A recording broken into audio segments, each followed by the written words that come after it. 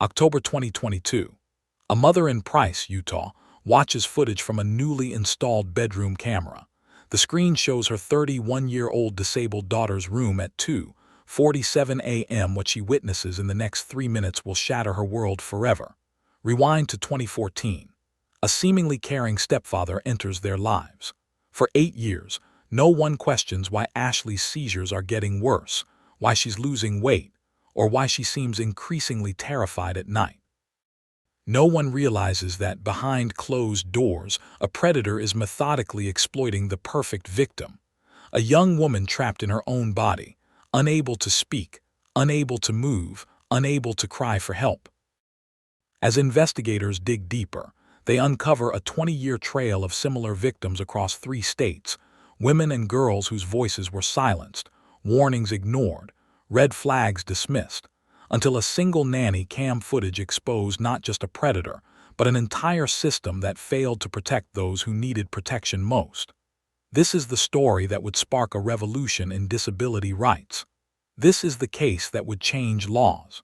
This is the Paula Vigil story. Welcome to the True Crime Evidence Files. Tonight's case will shake you to your core. Take a moment to hit subscribe, drop a like, and please let us know where you're watching from. And now we begin.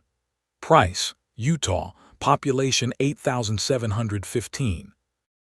A small mining town where generations of families know each other by name, where neighbors still bring casseroles during hard times, and where secrets aren't meant to stay buried for long.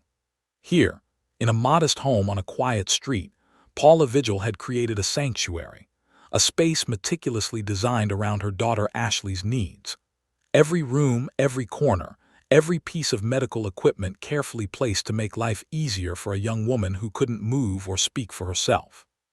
For 17 years, this home had been their fortress. Paula had devoted every waking moment to giving Ashley the best life possible, defying doctors who said her daughter wouldn't live past 11. But in October 2022, that fortress would crumble, and it would begin with something as simple as a nanny cam. The camera was meant to monitor Ashley's worsening seizures, a medical tool to help doctors understand why, after so many years of stability, her condition was suddenly deteriorating. Instead, its footage would expose a darkness that had been hiding in plain sight, a darkness that would lead investigators down a twisted path spanning 3 states, 2 decades, and multiple victims. What you're about to witness isn't just the story of one family's tragedy. It's a haunting revelation of how our justice system repeatedly fails those who need its protection most. This is a story about innocence betrayed, justice delayed, and the fight to ensure that Paula Vigil's name becomes synonymous with change. Please be advised, this story contains details of crimes against a disabled person that some viewers may find disturbing. Viewer discretion is strongly advised. Paula Vigil was born into a world that doctors said wouldn't be hers for long. In her earliest years, as other children were taking their first steps, Ashley's mother, Paula, noticed something different about her daughter's development. The diagnosis came like a thunderbolt: Rett syndrome, a rare genetic disorder that would gradually rob Ashley of the ability to walk, to speak, to control her own movements. The doctors were blunt. "Prepare yourself," they told Paula. "She likely won't see her 11th birthday." But they didn't know Ashley, and they certainly didn't know her mother. In their Price, Utah home, Paula created what she called Ashley's tiny safe bubble. Every morning began with gentle care, careful feeding, medication management, physical therapy. Ashley couldn't speak with words, but those who knew her best understood her language. A slight movement of her eyes could mean yes. A particular expression could signal discomfort. In her mother's words, Ashley was trapped in her tiny body, but her spirit remained unbound. Against all medical predictions, Ashley not only survived but thrived in her own way. She developed a special love for being read to, particularly by her grandmother. Though weighing only 48 pounds as an adult, her presence in the household was immense. She became the center of a world built entirely around her needs, her comfort, her safety. Paula often said that together they could beat anything. Through countless seizures, through medical emergencies, through sleepless nights, mother and daughter formed a bond that seemed unbreakable. Their home became more than just a house. It was a fortress of care, a sanctuary where Ashley could be safe, understood, and deeply loved. But in 2014, that sanctuary would be breached. The arrival of a new presence in their home would begin a chain of events that would eventually shatter their carefully constructed world, a world that Paula had spent 31 years building, protecting, and perfecting for her daughter. 2014 marked a turning point in the Vigil household. Brian Kenneth Urban, a 52-year-old medical equipment supplier, entered their lives with what seemed like perfect timing. For Paula, exhausted from years of being her daughter's sole caretaker, his presence offered hope. "I told him my life was doctor's appointments and surgeries," Paula would later recall. "It was a warning and a test of sorts, a way of saying this wasn't an ordinary household." Urban didn't flinch. Instead, he seemed to understand, to accept, to want to help. But as Urban settled into their lives, subtle changes began to surface. Ashley's health, which had been relatively stable despite her condition, started showing concerning signs. Her seizures, once manageable, became more frequent. Her weight, always delicate, began to drop. The changes were almost imperceptible at first. A new nervousness in Ashley's demeanor, unexplained distress at night, small shifts in routine that seemed innocent enough in isolation. Paula, consumed with the increasing medical challenges, attributed these changes to her daughter's progressing condition. What no one knew then was that Urban carried secrets, dark ones, secrets that stretched back through 2 decades and across 3 states. Stories that would later emerge from Montana and Wyoming, stories that, had they been heard sooner, might have changed everything. "Together we could beat anything," Paula had always said about her life with Ashley. But now, unknowingly, she had invited something into their sanctuary that no amount of medical expertise or maternal devotion could protect against. By late 2022, Ashley's condition had deteriorated significantly. Her seizures had become increasingly severe, and her weight had dropped dramatically. At just 48 pounds, every ounce lost was cause for alarm. Medical professionals were puzzled by this sudden decline in a patient who had defied odds for so long. Following her doctor's recommendation, Paula installed a nanny camera in Ashley's bedroom.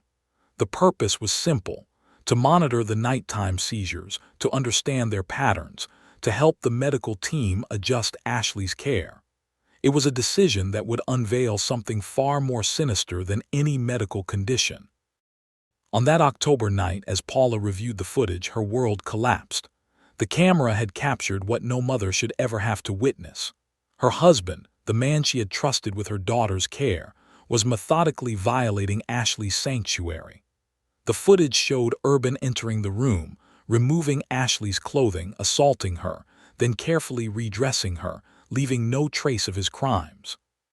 Paula's maternal instincts, which had kept Ashley alive against all odds for 31 years, now turned to pure protective rage. She immediately contacted law enforcement, her hands shaking but her voice steady.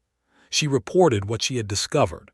Within hours, the Price Police Department launched their investigation. The response was swift. Police body camera footage from October 2022 shows Urban's arrest, a moment that would mark the beginning of the end of his freedom. But for investigators, this was just the start. What began as a singular horrific discovery would soon unravel into something far more extensive. When confronted with the evidence, Urban's response was as calculated as his crimes. He would later attempt to blame his actions on elevated testosterone levels and medication, claiming he was in a dreamlike state where reality felt like a dream. But the methodical nature of his actions, captured on camera, told a different story. She spent her life trapped in her little tiny body, where she could be safe in her home, Paula would later testify, her voice breaking. Then he took even that. And eventually, he took her life. The safe bubble that Paula had spent decades creating for Ashley had been shattered in the most unimaginable way. As prosecutors built their case against Brian Urban, the charges mounted. 5 felony counts, including rape and forcible sexual abuse, painted a picture of calculated predation. But as investigators dug deeper, they discovered that Ashley's tragedy was not an isolated incident. It was merely the latest chapter in a decades-long pattern of abuse. The investigation led detectives across state lines to Montana, where another family had been harboring their own horrific memories of Urban. Paula S., who had married him in the spring of 1996, came forward with a story that would send chills down investigators' spines. Her daughters Kirsten and Alyssa had carried their own dark secrets about Urban for years. "He played all three of us," Kirsten would later reveal. "The impression that I had was, if it was happening to me, it wasn't happening to her. He'd be like, 'Well, I'll hurt your mom if you say anything.'" It was a pattern of manipulation that Urban had perfected over decades. In Wyoming, police records showed Urban had been arrested for strangulation. He received just 3 years probation. More disturbingly, both Kirsten and Alyssa had reported their abuse to Rock Springs police, Kirsten in 2014, Alyssa in 2017. The cases were investigated and sent to prosecutors, who declined to pursue charges. The timeline was devastating in its implications. In early 2014, Urban left Paula S. and her family. That same year, he met Paula Vigil and Ashley in Utah. While Ashley's mother saw hope in a man who claimed to understand their challenges, Urban was actually selecting his next victim, perhaps his most vulnerable yet. But the case faced an unexpected hurdle. Despite Ashley's severe disabilities, her legal status as an adult meant different sentencing guidelines would apply. There was no mandatory minimum sentence, even for crimes of this magnitude against someone who was effectively as helpless as a child. Attorney Nathaniel Woodward would later explain the cruel irony. "When a citizen of our state is raped and their attacker found guilty, the severity of the punishment will be determined by whether the victim was an adult or a minor." However, no substantive consideration is given as to an adult victim's mental capacity. "If things had been handled properly, this would have never happened to Ashley and her family," Kirsten would later say, her voice heavy with the weight of what could have been. The system had failed, not once, not twice, but repeatedly, and Ashley had paid the ultimate price. As the legal system slowly turned its wheels toward justice, Ashley's health continued to decline. The trauma inflicted upon her fragile body had taken an irreversible toll. Her seizures grew more frequent, more severe. Her already slight frame grew smaller still. On March 16, 2024, in a moment of tragic poetry, Ashley passed away in her grandmother's arms while being read to, one of the simple pleasures that had brought light to her challenging life. She was just 31 years old. Her mother, Paula, who had fought so hard to keep her alive against all odds, was now left to fight for her justice. News of Ashley's death galvanized the community. On the day of Urban's sentencing, dozens of strangers gathered outside the West Jordan 3rd District Court. They came to be Ashley's voice, to ensure that even in death, she would not be silenced. Her empty wheelchair sat among them, a powerful symbol of the void left behind. In court, Urban attempted to deflect responsibility with a calculated statement. "My testosterone levels were elevated to be extremely high in a short amount of time," he claimed, his voice steady. "I was in a dreamlike state where reality felt like a dream." The packed courtroom sat in disgusted silence as he tried to diminish the weight of his calculated predation. But Judge Stephen Nelson saw through the excuses. In a landmark decision, he ordered Urban's 5 felony convictions to be served consecutively, 5 years to life for each of the 2 rape convictions, and 1 to 15 years for each count of forcible sexual abuse. Urban would face the maximum punishment the law allowed. "I thought I was angry before," Paula said after the sentencing, her voice raw with emotion. "But now that she died, I'm so angry now." The mother who had once told Urban her life was all about doctors' appointments and surgeries was now dedicating that life to ensuring her daughter's death would not be in vain. Ashley Vigil's story could have ended in that courtroom. Instead, It sparked a movement. In the wake of her death, 3 Utah lawmakers stepped forward, committed to ensuring that no other vulnerable adult would fall through the same cracks in the justice system. The push for Ashley's law began with a simple but powerful premise.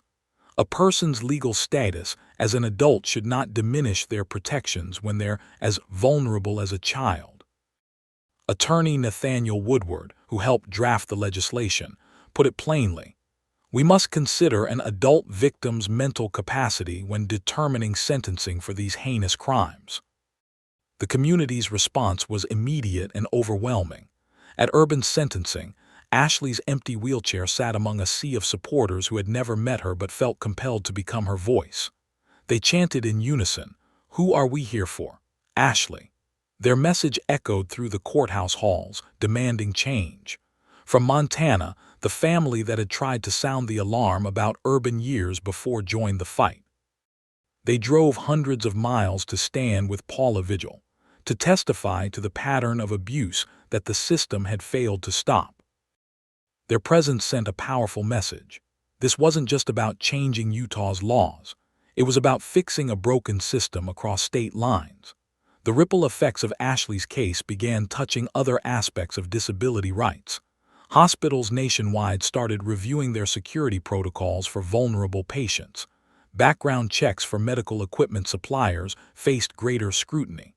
The tiny safe bubble that Paula had created for Ashley was expanding to protect others. Today, advocates continue to rally under Ashley's name, pushing for stronger protections for disabled adults across America. Her story has become a rallying cry for change, proving that even those who cannot speak can still be heard, if only we listen. In her 31 years of life, Ashley Vigil never spoke a word. Yet in death, her story echoes across courtrooms, legislative halls, and communities throughout America. Her case exposed not just one predator but an entire system that failed to protect those who cannot protect themselves. Paula Vigil's words haunt us still.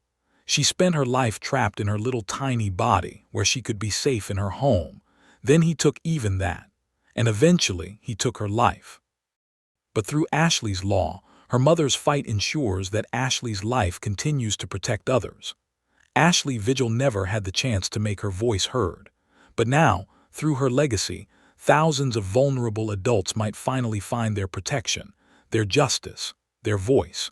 Because sometimes the most powerful changes come from those who never spoke a word at all. If you enjoyed this content, join our community by subscribing and turning on notifications. Every subscriber makes it possible for us to keep creating content we're passionate about sharing with you.